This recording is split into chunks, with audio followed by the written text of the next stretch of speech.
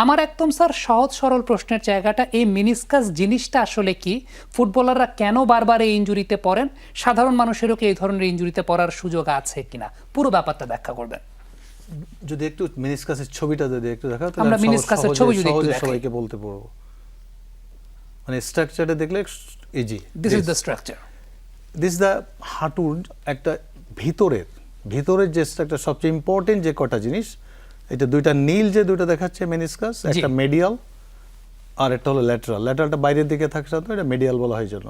And দুইটা cruciate ligament, একটা posterior ওই পিছন দিকে যেটা পোস্টাপিসিয়াল, আর অ্যান্টেরিয়র ক্রুশিয়েট লিগামেন্ট এই যে সামনে, দুইটা ক্রুশিয়েট লিগামেন্ট লাইক দিস। এবং এই ভিতরের এই ক্রুশিয়েট লিগামেন্টের কাজ একটা, মেনিসকাসের কাজ একটা। মেনিসকাস এটা দেখেন অনেক থিক এবং এটা একটু বেশ সার্কুলার। এরপরে আরেকটা ছবি আছে, একটু দেখাবেন? আমরা পরের ছবিটা দেখতে চাই। পরের ছবিটা একটা ডায়াগ্রাম।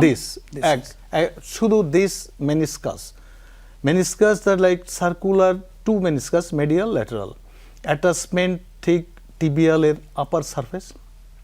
সাধারণত দিস মেডিয়াল মেনিসকাস আর ল্যাটারাল, মেডিয়াল মেনিসকাসটা রিলেটিভলি লেস মোবাইল, মানে এটা কিন্তু একবার ফাঁকা না, এটা অ্যাটাচড উইথ আন্ডার সারফেস। মেনিসকাসের ক্যারেক্টারিস্টিক্স হলো ইট ইজ অ্যাভাস্কুলার, এতে কোনো ব্লাড সাপ্লাই নেই, শুধু একেবারে বাইরে যে রিম বলা হয়, রিম অফ মেনিসকাসে রক্ত চলাচল আছে, আর ভিতরটায় কিন্তু অ্যাভাস্কুলার। তাহলে বলা হয় তাহলে এরা বাঁচে কীভাবে? সাধারণত এরা ডিফিউশন মেথডে জাস্ট যে ফ্লুইড সিক্রেশন হয়, যে সাইনোভিয়াম থেকে ফ্লুইড সিক্রেশন, তার মাধ্যমে ওরা এইভাবেই ওদের নিউট্রিশন নিয়ে নেয়, এইভাবে তারা লাইভ থাকে। এখন কি হয়, মেনিসকাসের যে টিয়ারের মেকানিজমটা আসলে সাধারণ মানুষ একটু কম হবে, কারণ হলো এখানে এই যে নেমে বলা হয় না ACL and medial meniscus, invariably more than 90% এই একই সাথে এই দুইটা ইনজুরি হয়। এবং এটার ইনজুরি হওয়ার একটা মেকানিজম একটা টিপিক্যাল, এবং এটা ফুটবলারদেরই সবচেয়ে বেশি হবে।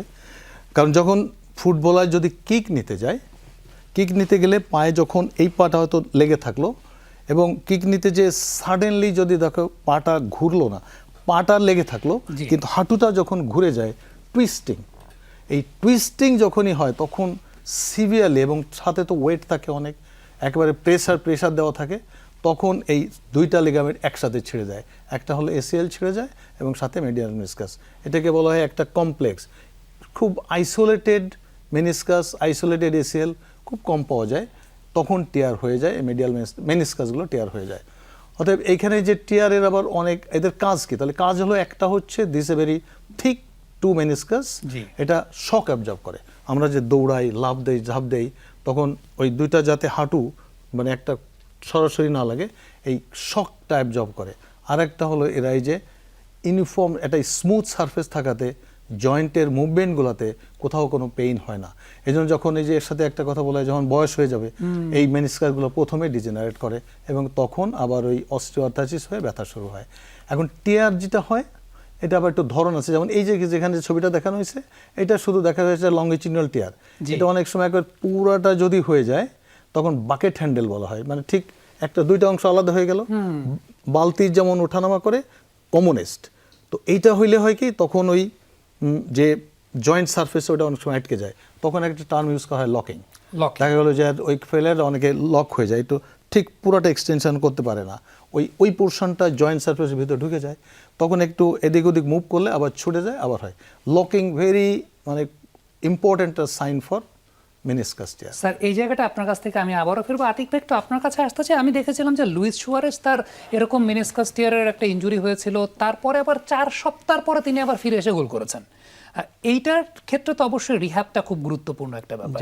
সেক্ষেত্রে প্রসিডিউরগুলো কিভাবে মেনটেন করা হয়, বা আপনি ধারণা করতে পারেন কিনা যে সুয়ারেজের ক্ষেত্রে এরকম প্রসিডিউর মেনটেন করা হয়েছে? এখানে প্রাথমিকভাবে প্রথমে আমরা ডায়াগনোসিস করি, বা ওনারাও যে কোনো নি ইনজুরি হওয়ার পরে প্রাথমিকভাবে এক্সরে করা হয় যে কোনো প্রকার টিস্যু অথবা বোনে ইনজুরি আছে কিনা। না হলে পরবর্তীতে খুব কমনলি নি ইনজুরিগুলোর ক্ষেত্রে সফট টিস্যু ইনজুরিগুলো বেশি হয়।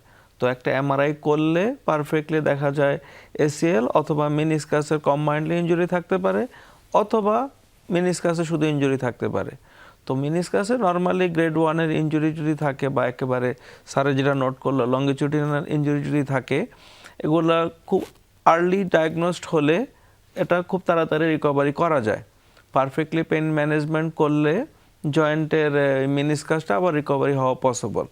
এখন সেই সেক্ষেত্রে ক্ষেত্রে কারো যদি ধরেন ডায়াগনোস করতে পারলো না বা 24 ঘন্টার একটা সময় পরে হয়তো বা করতে পারবে, এই 24 ঘন্টা সে কি করবে যদি সাসপেক্টেড এরকম মিনিসকাস ইনজুরি হয়? যে এই 24 ঘন্টায় প্রাথমিকভাবে প্রথম করণীয় হলো যে অ্যাকিউট ফেজ যেটা আমরা বলি, প্রথম 24 ঘন্টার মধ্যে ইনজুরি হওয়ার প্রথম থেকেই বরফটা দেওয়া শুরু করবে। এভরি 2 ঘন্টা পর পর জাস্ট 10 থেকে 12 মিনিট বা 15 মিনিট করে বরফ দিবে, এবং সেই ক্ষেত্রে সাপোর্টিং হিসাবে একটা নি ক্যাপ অথবা নি ব্রেস ইউজ করতে হবে, যাতে কিনা নিটাকে ইমোবিলাইজ পজিশনে রাখা যায়। পরবর্তীতে যদি এমআরআই করা যায় দেখা যেতে পারে, আর না হলে বিশেষজ্ঞ কনসালটেন্টের পরামর্শ নিয়ে তারা একটা প্রোটোকল সেট করে দিবে। এবং যদি মিনিসকাসে বড় ধরনের ইনজুরি না হয়, পরবর্তীতে রিহ্যাব করলে এবং একটু এক্সারসাইজ করলে গ্রেডেড কোয়াড্রিসেপস অথবা হ্যামস্ট্রিং মাসেলগুলো আবার বিল্ড আপ করলে আলটিমেটলি আমাদের এই মিনিসকাসটা জয়েন্টের ভিতরে শক অ্যাবজর্বার হিসেবেই কাজ করে। তো এই ধরনের ইনজুরি হওয়ার পরে যেটা দেখা যায়, সারাউন্ডিং আমাদের যে কোয়াড্রিসেপস বা হ্যামস্ট্রিং যে মাসেলগুলো আছে বা লিগামেন্টসগুলো রয়েছে সাপোর্টিং, এগুলোর স্ট্রেংথ অটোমেটিকলি কমে যায়। সো এগুলোকে যদি আমরা পার্শিয়ালি আবার রিহ্যাব করে স্ট্রেংথেনিং করে নিয়ে আসতে পারি, তখন ওই মিনিসকাসটার মধ্যে আর শকটা পড়ে না। কারণ আমাদের বডি ওয়েটে যে প্রেশারটা, খেলতে গেলে আবার জাম্প হবে, সে গোল করতে গেলে তাকে এয়ারে উঠতে হবে, আবার ল্যান্ডিং করে পড়বে বা একটা বল লং চেঞ্জ করবে, তখন কিন্তু আলটিমেটলি তার মিনিসকাসে প্রেশার পড়বেই। তখন সেই ক্ষেত্রে খুব কুইকলি এটা রিহ্যাব করে আনা